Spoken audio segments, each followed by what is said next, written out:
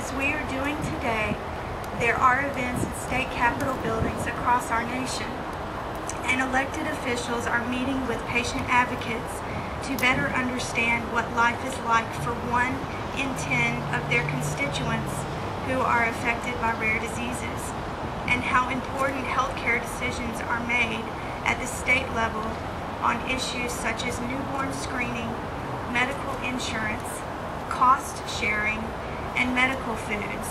All of those have a major impact on the lives of the 30 million Americans with rare diseases.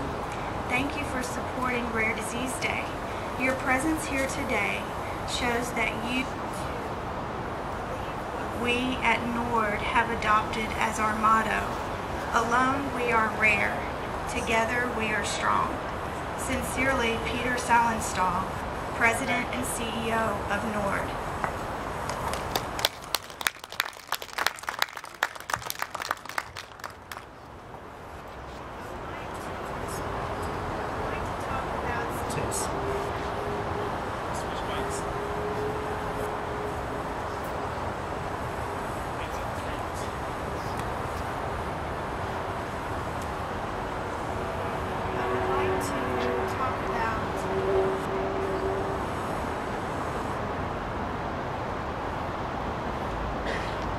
I would like to talk about some general information on rare disease. Can you hear me? 30 million Americans, or about 1 in 10, have rare diseases. Rare diseases cover the medical spectrum, including all types of rare diseases.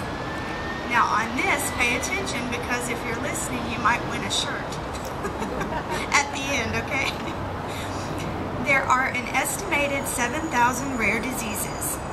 Currently, there are only about 350 conditions that have an FDA-approved treatment. 2/3 of people with rare diseases are children. 80% of rare diseases have a genetic component. Individuals often face great difficulty in medicine getting a clear diagnosis, and often individuals with rare disease have limited availability of information on their condition. Rare Disease Day is an annual celebration to bring global recognition to rare diseases as a public health challenge. This year in Georgia, we would like to place emphasis on improved recognition, treatment, collaboration, and continuity of care among care providers and the individual with rare disease to decrease mortality and complications from rare disease in Georgia.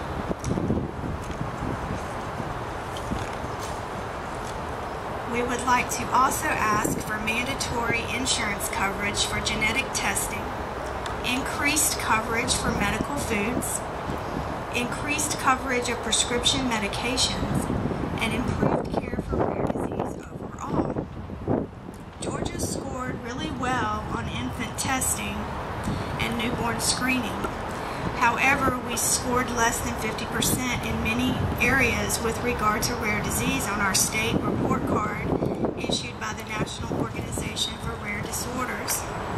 We would like to see improvement in these areas in the state of Georgia so that individuals with rare disease do not have to travel out of state to get care. I'm going to just touch on a couple of things in regards to our state report card. Many of you might have seen it on the NORD website.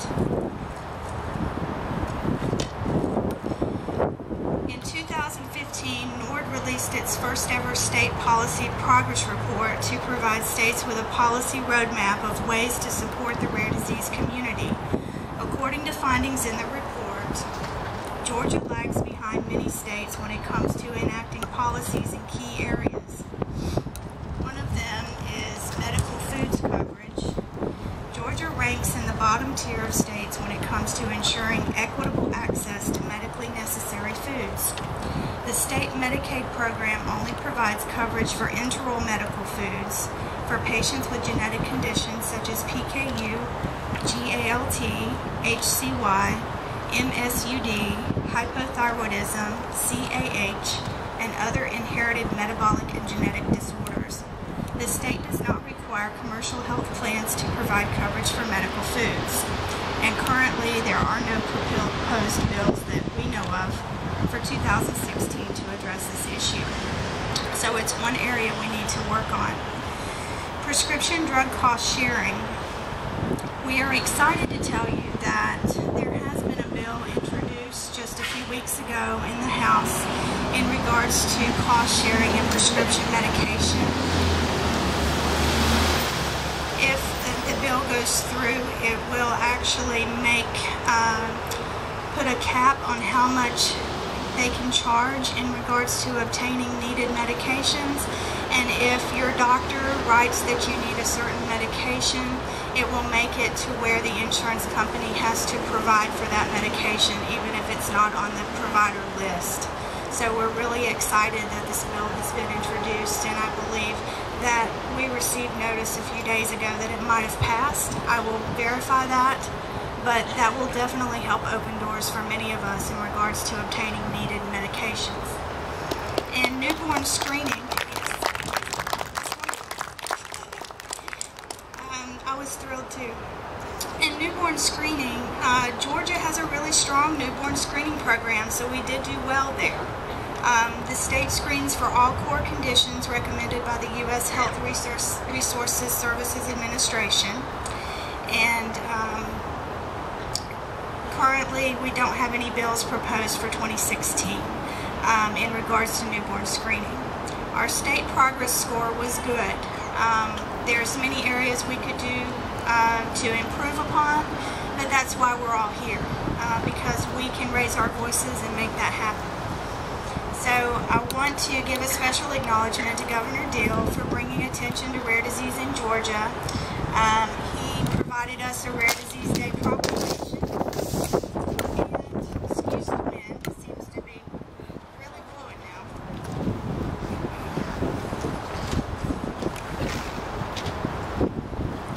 On a personal note,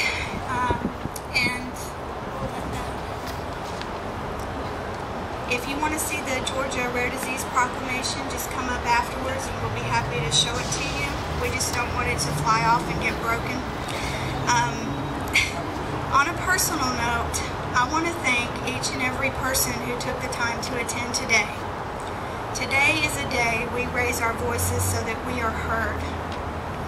It is also a day that we stop and reflect upon all of those who have bravely fought and passed away with rare disease. We will never forget them.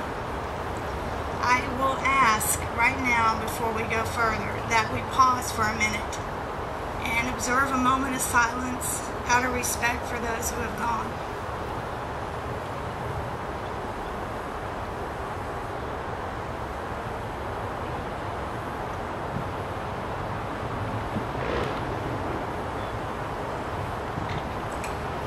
Thank you so much. Everyone here has been impacted by rare disease or will either be personally affected or know someone affected by rare disease in the future. I decided to lead efforts in the state of Georgia because I'm a registered nurse with a rare disease.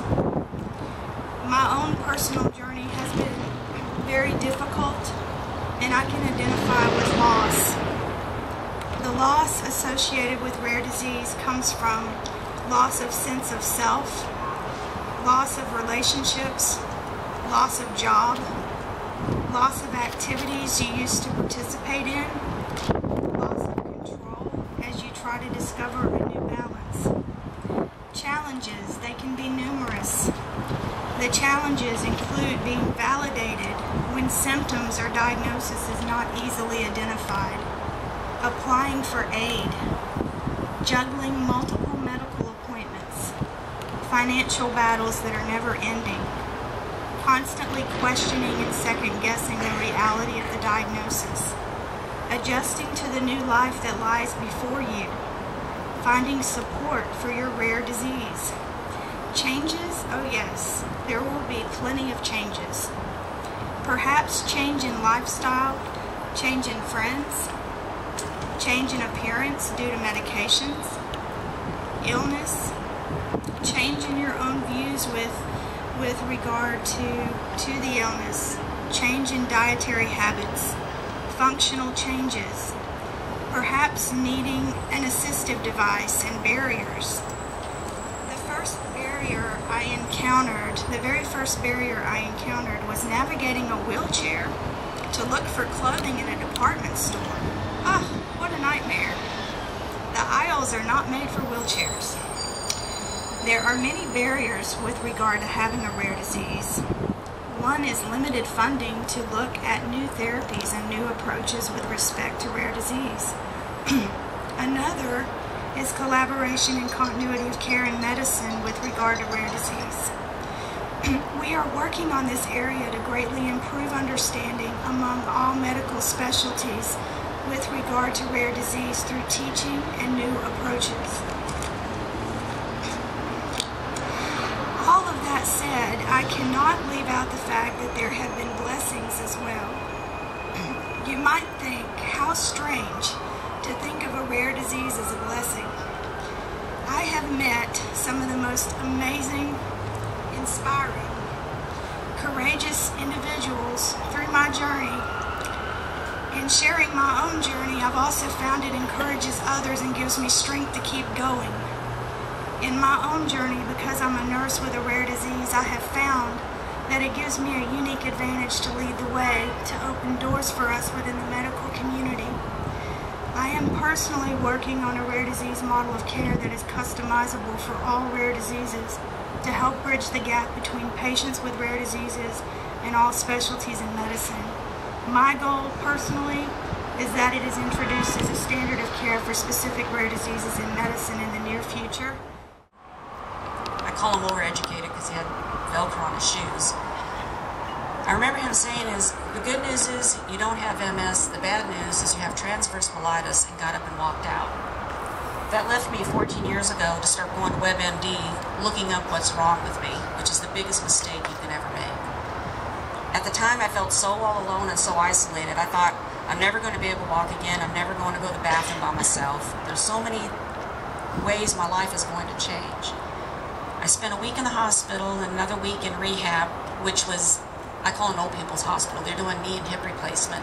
They were actually Googling transverse myelitis when they admitted me into rehab. The physical therapist had no clue how to treat what I had. So they basically handed me some instructions on knee replacement and had me exercising like that. I came home a week after that. I tried physical therapy back home, but I went back to work about a month after being discharged when they said I wouldn't ever go back to work. Getting up every day is a struggle. Going to work is a struggle. Even dealing with people in the public and trying to speak, your cognitive issues come into factor. I can be in the middle of a sentence and just freeze. And people with TM that have been talking to me can very well see it all the time. I'll squirrel and I'm gone. And I can't remember what we were talking about. It's embarrassing. It's frustrating when you change jobs or you change insurance and you have to change a neurologist and you start the process all over again. So what you have is a doctor, you go in, you see him, and he says, well, here, try this pill. We don't know how to treat what you have. 6 months later, you still have the same problems. Well, here, try this pill. And you get home, you start looking up what the pill does, and the pill's doing more damage to your body than what your disease has. This is going to shut your liver down. This causes kidney failure. So you go back to another neurologist after your insurance changes, and you start on another new program of pills. What I'd like to say, and it's special to the building over here, and I know it's been touched on, is the medical cannabis. What I see as a governor and I see legislators getting the pictures taken with children in wheelchairs and getting the photo opportunity, but they don't do anything past that. There's so many of us with this ailment that could be treated and could be helped with the pain that we go through every day if they would take the time and learn more about it and learn what the medical benefits are and how it will help us. I've been blessed in my life to meet so many strong people with the same disease I have that at one point I thought I was the only one with it. I'm surrounded by TM brothers and sisters that are stronger and more equipped to deal with life than I've ever seen some people in my past. TM has made me a stronger person. It's given me a voice. And the day doesn't go by that I don't try to educate somebody on what I have. It's very frustrating when you try to explain to somebody that I wasn't doing anything adventurous, I wasn't skydiving, I wasn't four-wheeling, I wasn't doing anything. I just woke up, put my feet on the ground. My own body's immune system attacked my spinal cord, and my life changed forever. Since that time, I've been rock wall climbing, I've gone skydiving, I've been scuba diving, jet skiing, water skiing, which is, we're all adapted through Shepherd Center. There's not a day that doesn't go by that I'm not blessed. And I think meeting the people that have TM, their caregivers, put more in to making life happen, and they're always forgotten. I'd like to say a special thank you to the family and caregivers to someone with a rare disease right now. Thank you. Thank you. We wouldn't be where we are, and we wouldn't have the life we have right now without the support. A lot of families break up, and a lot of friendships stop because of a rare disease. A lot of people and friends don't understand that after working all day, I don't want to go out to eat. I want to go home and curl up in bed because I'm exhausted. That some days I've slept all day and I still don't want to go anything because I'm still exhausted. The friends I've had and the friends I've lost, it's their loss. The friends that are still in our lives are the most important thing to us, especially the caregivers. So on that closing note, I'd like to say that NORAD has done an awesome job. I'd like to see more funding through our legislators for rare diseases. Until I got transversalitis, I never heard of it before. And I'm pretty sure anyone sitting right here, unless you're a medical professional, has never heard of it. And I'll close with TM will not win. Thank you. I'm going to introduce Jody, and I can never pronounce what she has, and it's part of TM. Neuromyelitis. There we go. You want to come on up? Jody Arminio, and I have neuromyelitis optica. It is a disease that is also autoimmune, and it attacks our optic nerve and our spinal cord. Therefore, we have optic neuritis, and we have transverse myelitis. At least some of us do. Some of us just have optic neuritis. Some of us just have TM. So it is a disease that a lot of doctors don't understand. I was very blessed in that I had a brother-in-law who's in the medical community. He knew a neurologist, and as soon as this hit me, he put it together with the fact that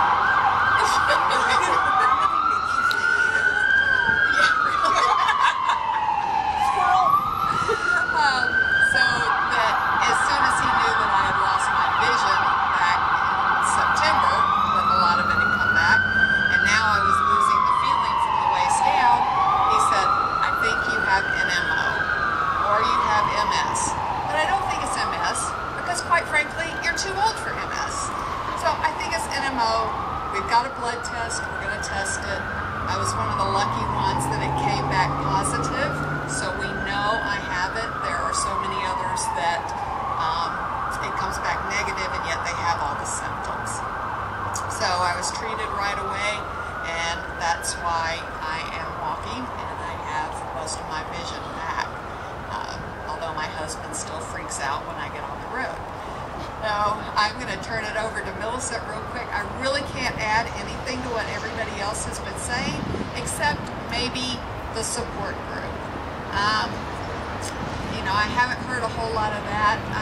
The way we met was through a support group that I started with one other NMO patient that I met in Atlanta through a blood draw for research purposes. And so she and I started getting together. We decided we were going to put together a support group, and if we didn't get a whole lot more members, we would just meet at the local bar and call it Wine and Wine. So, but we did have a big response, and Millicent was one of the ones that came out for our group, but her story has been quite a bit different from mine. Hi. Hi, Millicent.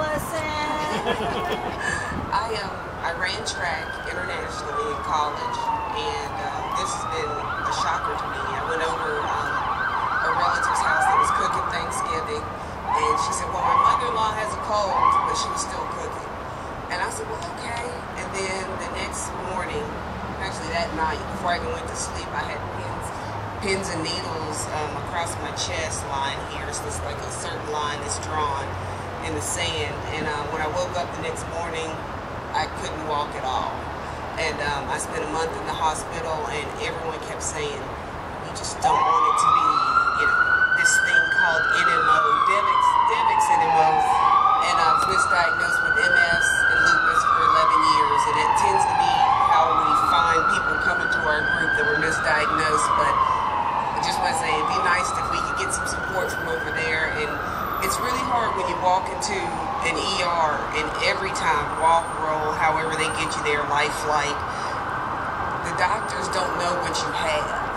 I think that's the biggest thing for me is when my brain has some type of swelling. I have lesions there at C2, 3, 4, and 5, and at T5, and I can't talk for myself, and I can't tell you what's going on, and the doctor doesn't know what I have. Thank you.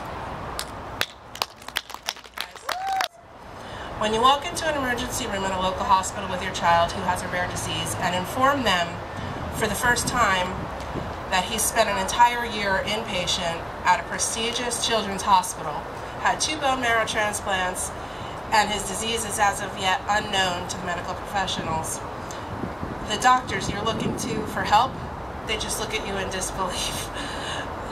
Research into rare disease is vital. It's vital to everyone, and information on new treatments needs to be available as quickly as possible. Today I'm here representing primary immune deficiency diseases for my son Frankie. Thankfully, we found the Immune Deficiency Foundation and we're able to meet others like ourselves so we don't feel so alone. We can unite and share information, but my son's rare disease is extremely rare, and although we fit in with the group, we stand out in our journey, which is why we stand up for research into rare disease. Thank you for your time.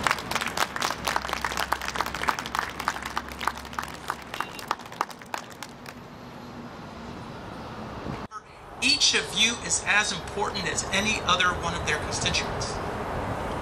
Each of you matters. 1 out of 10 of their constituents will have a rare disease. Sometimes you need to understand where their pain is, and their pain sometimes is getting reelected.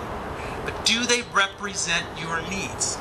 Have you let them know your needs? Have you communicated how it feels every day when you wake up? How it feels when you need to get something, whether it's medical or whether it's food or whether it's support? Because again, what we also have to think about is if 30 million people in this country experience rare diseases, and 50% and more than that are children. That's 15 million too many, as well as 15 million too many adults. And what we have to think about is, what do we have in common with what we feel when we experience a rare disease with the people who don't? Because we can connect. We can connect at an emotional level, and that's what makes us human, are our emotions. And that's what we have to understand, is the difficulties that we have in getting resources is really comes down to being heard. And how do we get heard? And how do we not feel invisible and insignificant? By a doctor, by a family member, by a neighbor, and by the people who represent us. How do we make sure that we stand up to be heard when we can't even stand? Can we scream loud enough when we can barely take a deep enough breath? How do we help educate those around us who can represent us, from our family members, our neighbors? How do we build stronger communities? What we have to remember is that everybody who experiences disease, and this is more for the people walking outside there who may be hearing, is that you're somebody's daughter, you're somebody's son, you're somebody's brother and sister, you're somebody's mother or father, you're somebody's husband or wife. That we can look at the statistics and get lost in the numbers. The numbers might bring us attention, but it's the human relationships, the individual people that experience these things that bring us together, that make each of you significant for what you go through. Because in the world that I see, everybody matters. Everybody's important. We all have value, we all have worth. Yet we all don't feel that. Especially when we feel invisible, unheard, abandoned, neglected, scared, helpless, powerless. These are all common emotions of the human experience. And it's important to recognize, like I said, what are the common experiences that we have. So the difficulties that people experience that lead to some of the emotional consequences, as some have been mentioned too, but chronic stress.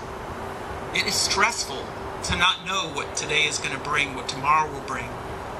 It's stressful to feel pain every day, to wonder, can I get up and walk today? Will I have an attack of difficulty breathing? Will my heart rate rise above 150, 180? Will it go down again? Will my kids be okay? How are they feeling? How's my spouse feeling? Are people getting tired of me? Am I going to wear people out?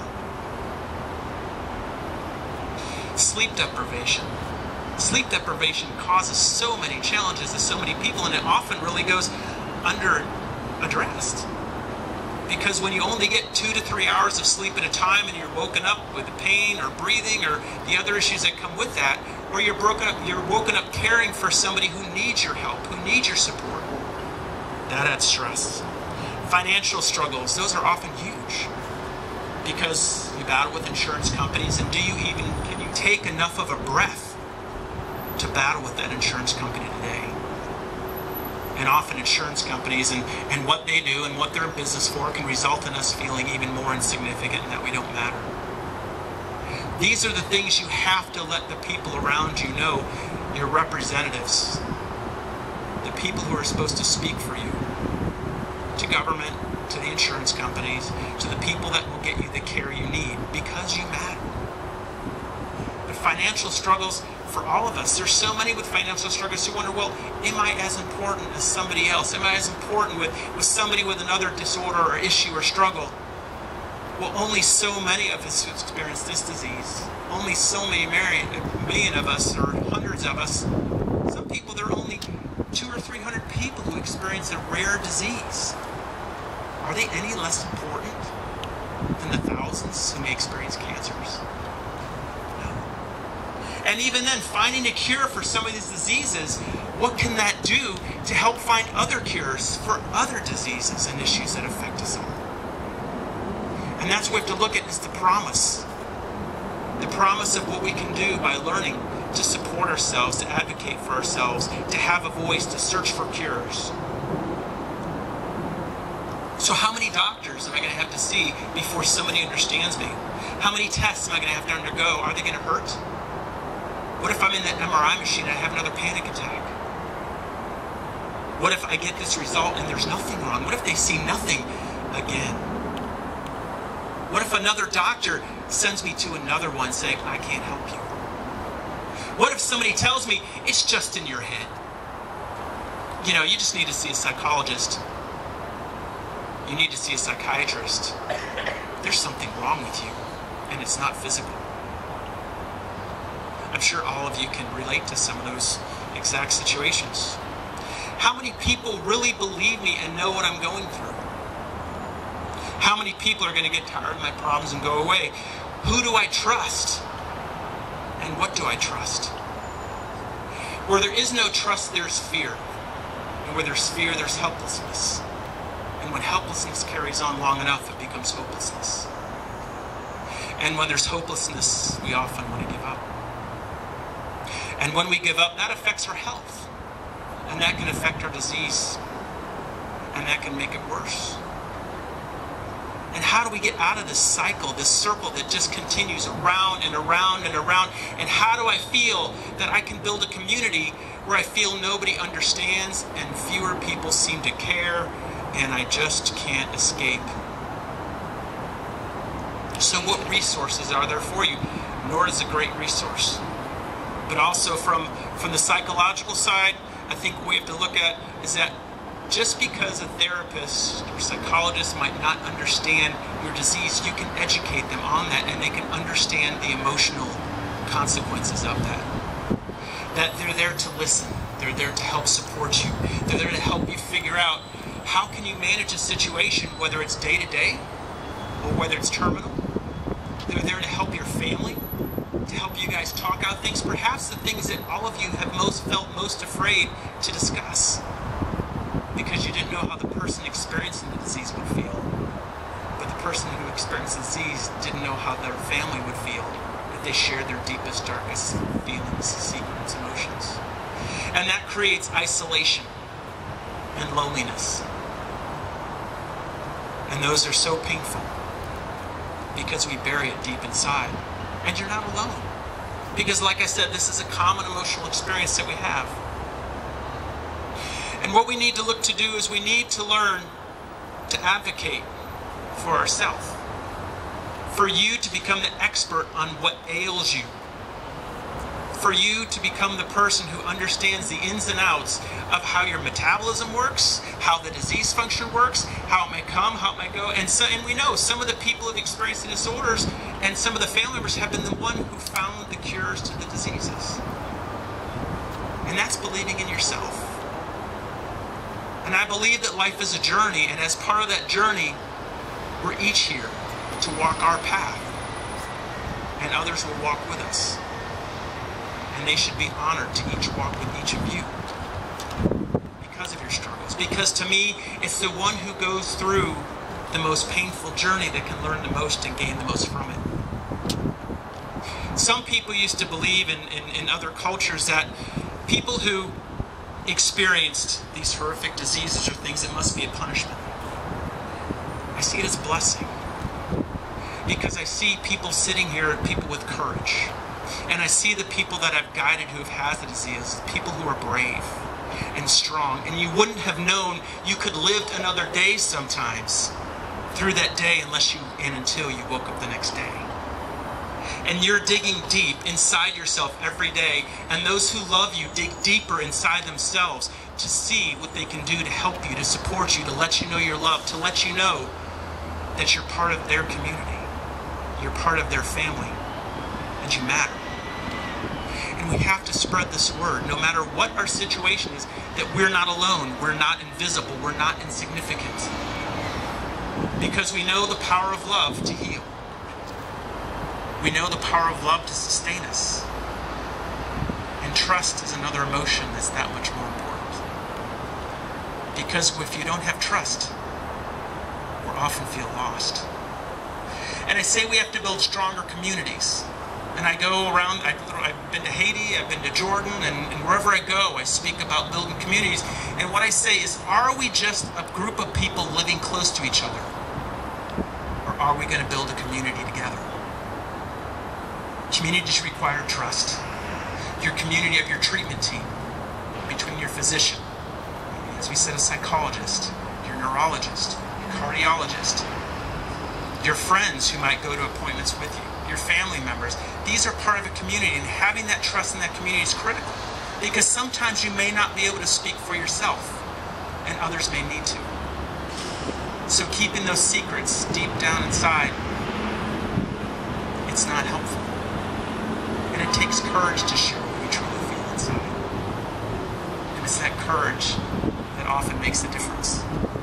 The courage within ourselves, the courage with those that care for us, the courage for somebody to stand up and say, you are significant. You are not invisible. And I want each of you to take that message home with you. And say to yourself every day you wake up, I am not significant. I am not invisible. I matter. My child matters. My mother matters. My father matters. My spouse matters. My kids matter. And together, you have to see the wisdom in working together. To work with the people who represent you. To work with your physicians. To work with your insurance company to help them understand what you experience. Because there have been times I've been on calls with insurance companies to help them understand what somebody was experiencing. And the person I talked to, I never thought of it that way. I said, that's why I'm here. Because I have to speak for somebody who can't always speak for themselves. So we all have to be able to speak for each other. There's a Zen cone that I talked about a lot, and I've talked about it in situations, that said, make medicine from suffering. And what it says is that we imagine ourselves as sick. And the cure comes from within ourselves. And as we cure ourselves, we don't look at us as being cured and everybody else being sick, but we look at everybody else as being part of our collective cure. Curing ourselves of the sickness of consciousness. The consciousness is the beliefs, the attitudes, the things that we hold out before us that determine our world. Whether we see it as a world of hope or hopelessness, help or helplessness, power or powerlessness.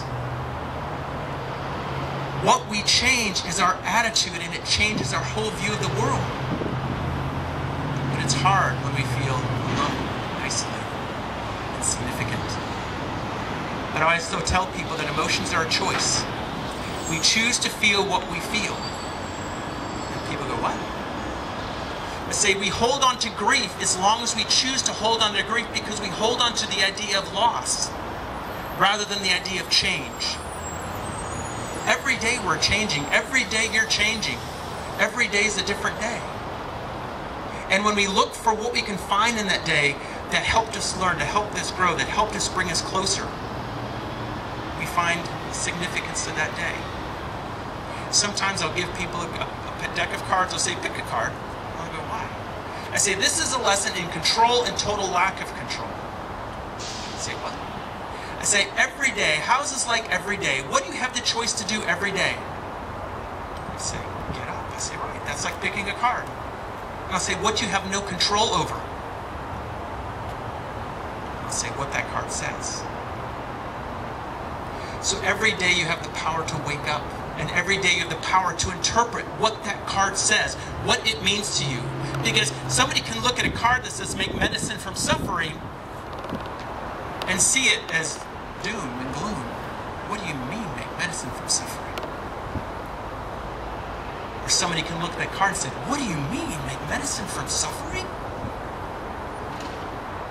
Think of how the meaning changed in just how you say it and just how you live it.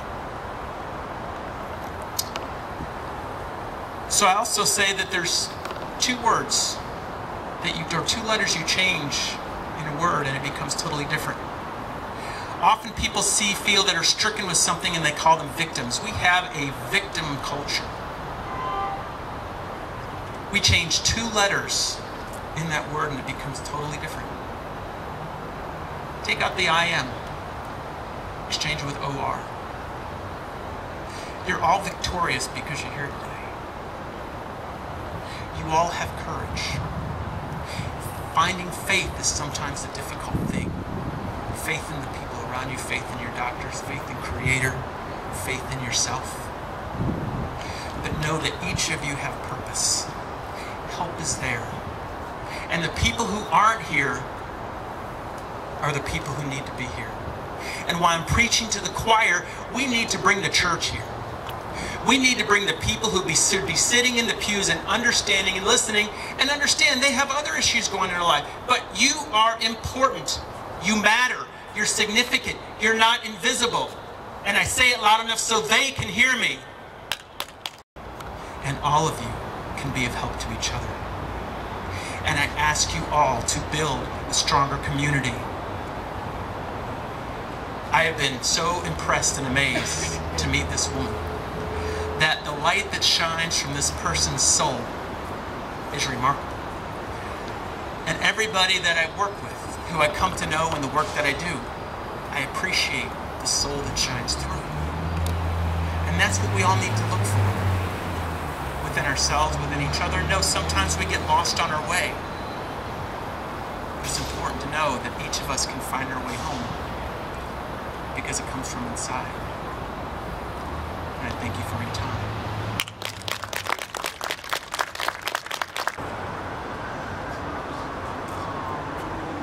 Hello everybody, I'm so glad to see you all here.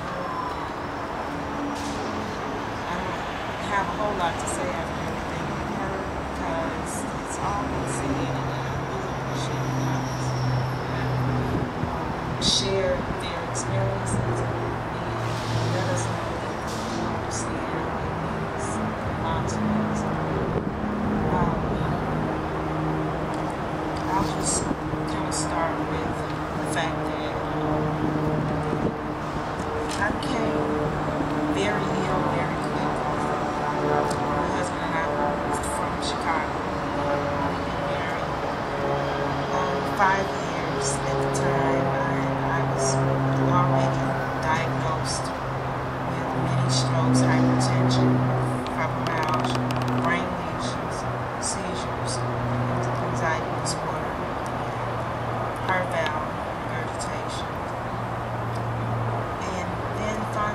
got into Georgia, I was diagnosed with IgA4 disease, which was a new and rare disease that was discovered by my rheumatologist, who was to treat me for fibromyalgia.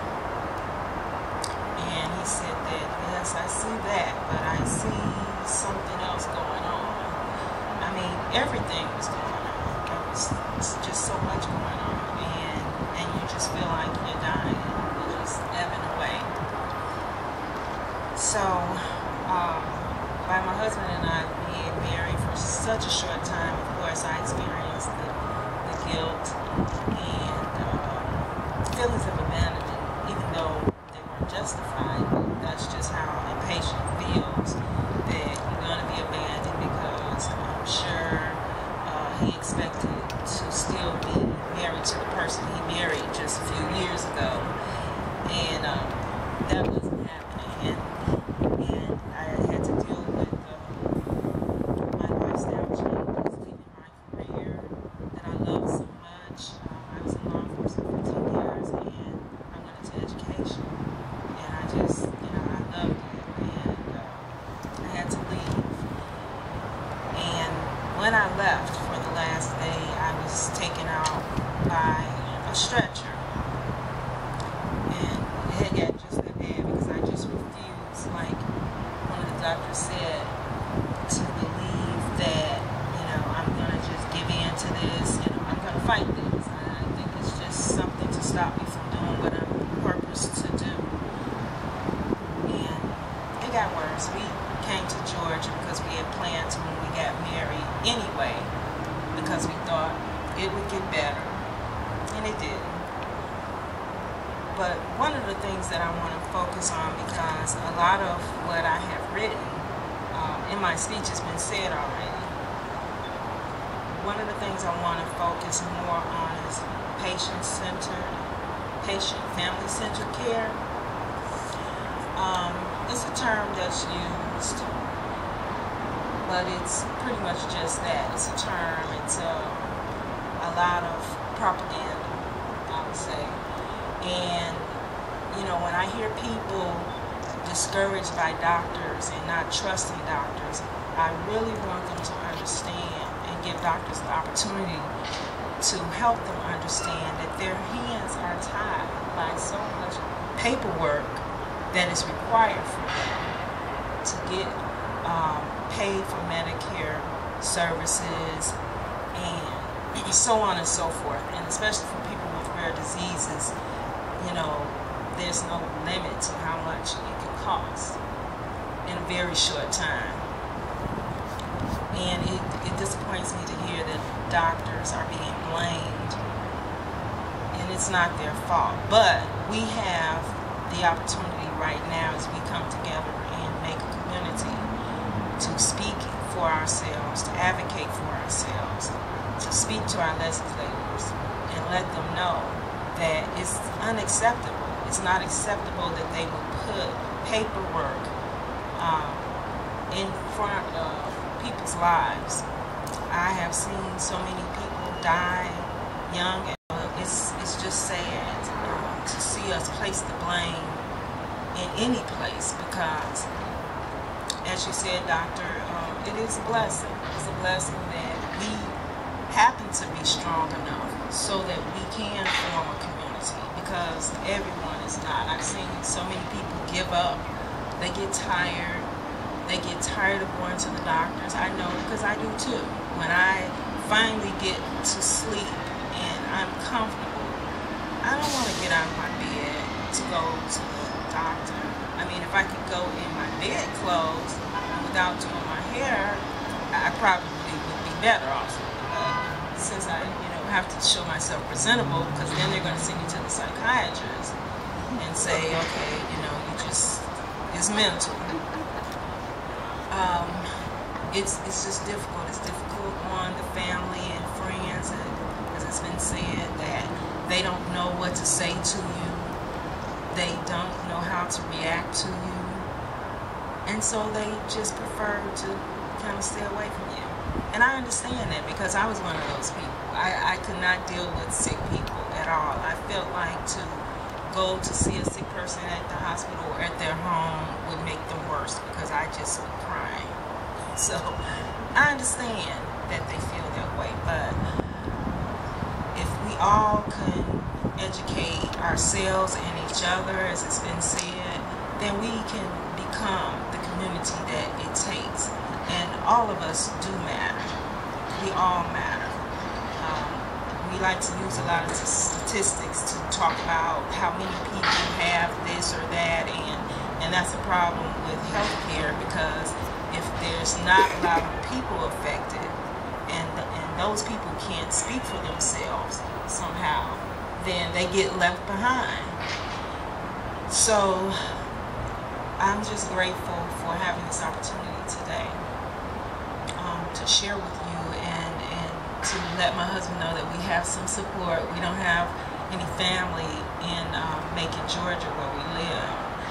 So it's difficult for him a lot of times because this is not what we expected after 7 years of marriage. You know, for every year and nearly every time you go for a visit, there's a different diagnosis because of the medication that you're on, or a different diagnosis because your disease has affected some other area of your body in and of itself. IgG4 related disease is somewhat considered a autoimmune disorder. It attacks your organs, your major organs and tissues, and some people are affected with just one area, but I've been affected with every area. So I go from having migraines to cognitive issues. I have brain lesions, as I said, so cognitive issues, paralysis. I mean, you just name it. You just name it. And like it was said, when you go into a hospital and you can't speak for yourself, because sometimes I've been unconscious, sometimes I'm fully awake but can't speak, can't move, and the doctors don't know what your family is trying to tell them, because the family doesn't really know, because you've heard so many diagnoses before. It's lupus, it's MS, you know, and it's just very difficult. And I appreciate all of us being here together to understand how difficult it is for each other and being here for each other. It means so much to me, and I thank you for your time. About today was more related to the people that should be here, and I'm definitely preaching to the choir, so my apologies. My name is Christina Stevens, and I was going to speak today on the financial impact of being diagnosed with a rare disease. I was diagnosed in March of 2014. It was my third hospitalization of that year. It was during an 18-day hospitalization that I was diagnosed, and a specialist came in and said, you have CVID, and I'm going to consult another specialist to see if he wants to begin treatment. I had never heard of CVID. I knew nothing of rare disease. Both my parents had always worked in the medical field, and I felt pretty abreast of diseases, but had never heard of any immune-specific rare diseases. A couple of days later, they did start my treatment, and I erroneously believed that it was like most other issues that I had faced in the previous years. Once that I would be diagnosed, they would add another medication to my regime and I would go about my life. But unfortunately, it was a nightmare that had just begun. 2 days after I was diagnosed, the attorney that I worked for, he came into my hospital room at 8 o'clock and terminated me for having missed so many days of work. They decided they were going to eliminate my position so that legally they could terminate me, and then a few months later recruit someone else for my job. So I had just been diagnosed with rare disease, finally knew what was wrong with me, found out there was this bizarrely expensive treatment available, but now I was going to have no insurance by the end of that month. And the specialist, thankfully, he advised me that I needed to immediately apply for the Affordable Care Act so that I would have some type of insurance in place as soon as my other insurance ended. A few months later, life happened and my husband asked me to leave my home. So there I was. I had no options. I had filed for disability, had no insurance, and I began the humiliating process of applying for governmental assistance. I had no experience with any of the programs available and had always assumed in error that if and when someone in our day and time needed medical help, that it was there, and I was very, very wrong. I was turned away numerous times. By the time this started, I was drawing disability, but because I had worked since the age of 16, I made too much disability to qualify for all the governmental programs. I've been told repeatedly, oh, well, if you had children, I could help you, or if you had several other people living in your home, or, you know, it just goes on and on. I was on disability, single, paying $400 a month for the Affordable Care Act, and I only thought my situation was bad during that time. I've been on disability almost 2 years now, and very soon I'll receive Medicare. And I had mistakenly again looked forward to getting Medicare because I thought at that point all the stress of how do I live and get medicine and see the doctors, thought all that would be alleviated. Wow, was I very, very wrong. The month that Medicare begins, they deduct the premium for Medicare from your disability check. Then you need a secondary insurance to cover the 20% that Medicare doesn't cover. And my claims last year were over $4 million. So if you take 20% of that, I'm pretty sure that's more than I draw disability. Then I need a Part D Medicare coverage to cover the 50+ drugs that I'm on a day, the IV medications that I'm on every day, the non-neoplastic chemotherapy that I receive every month, and the blood plasma infusions that I get weekly. Most of the secondary insurances I've spoken to won't even sell me insurance because I'm under the age of 65. And they're pretty smart. They figured out if you're under 65 and you need a secondary that there's some problems there and you're probably going to cost them money. The few that I have spoken to that will sell me a secondary insurance policy, it's impossible to do cost-wise. So at the point that I go on Medicare, my Medicare premium, a secondary premium, and the Medicare Part D premium, along with all the co-pays that I would have to pay to go get the drugs, it's quite a bit more than I draw disability. That's not including anywhere to live, that's not including clothes, food, anything else. So it's a negative number just to get medicine and see my doctors. There's so much work that we must each do in the area of healthcare reform in America.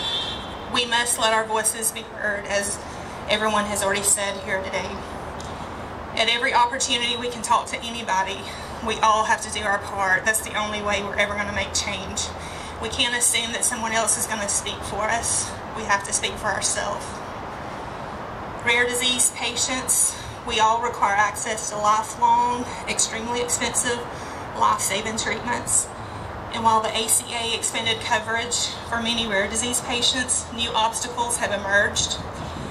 And hospitals, pharmacies, and insurance companies have now had time to figure out loopholes to operate around many of the mandates of the Affordable Care Act.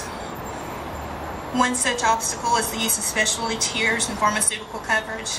This obstacle continues to increase, and requires patients to pay 30–45% of the cost of certain drugs. Specialty tiers target us as rare disease patients.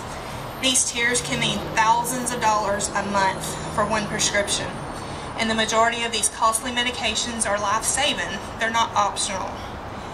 We know we can and we will die without access to the medications, but we can't afford them. Another barrier that's already been alluded to today is out-of-network coverage.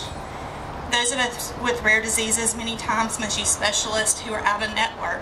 There's so few physicians that treat each of our rare diseases. They're not normally in your network. This out-of-network barrier causes us to see physicians who have little to no knowledge of our disease, and rare disease patients should have access to quality care without creating even more financial hardship. Federal and state level public policy solutions can help rare disease patients overcome barriers, help improve access to quality health care, and control cost. And I just wanted to share a quote that someone in the Immune Deficiency Foundation, they shared it on their Facebook page this week. His name is Jonah, and he's from Virginia.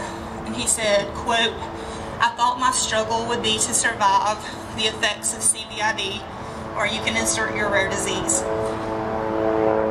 I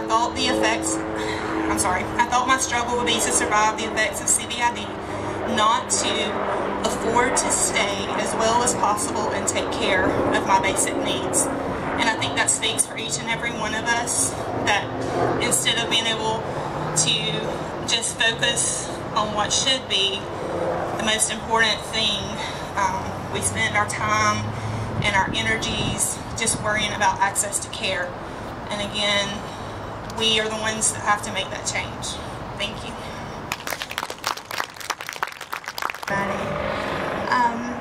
In closing, I know we've all had a sufficient amount of vitamin D today.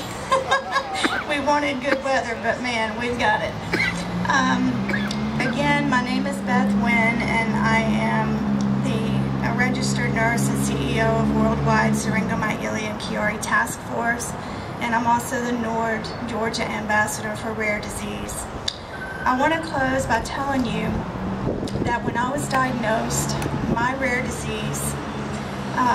with my rare disease, I had to travel out of state. My diagnosis took 3 years. I have syringomyelia, and it is a disease that causes cysts to form inside the spinal cord. And as the cysts form, it damages the cord and the spinal nerves, leading to widespread symptoms and pain. My syringomyelia led to intracranial hypertension, POTS dysautonomia, diastolic heart failure, and pulmonary hypertension. When I discovered there were no organizations addressing the improvement of direct medical care with regard to my disease, I founded Worldwide Syringomyelia and Chiari Task Force. When I discovered Georgia had barriers to rare disease in medicine, I volunteered to be the Georgia Ambassador for NORD. When I discovered my disease had no care plan, I developed one. When I discovered rare diseases had no care plan in medicine, I went to work on developing one in collaboration with physicians of all specialties and rare disease organizations. My motto is this: when one door closes, open a window, knock on another door. If there is no path, then we must make one. Everyone with a rare disease can make a difference. All of us can take steps to improve our care, and when we offer solutions and approach the disparities together, utilizing a positive approach, we can get much more accomplished. I have a favorite quote by Florence Nightingale: "Rather 10 times die in the surf, heralding the way to a new world, than stand idly on the shore." Thank you all for coming. Safe travels home.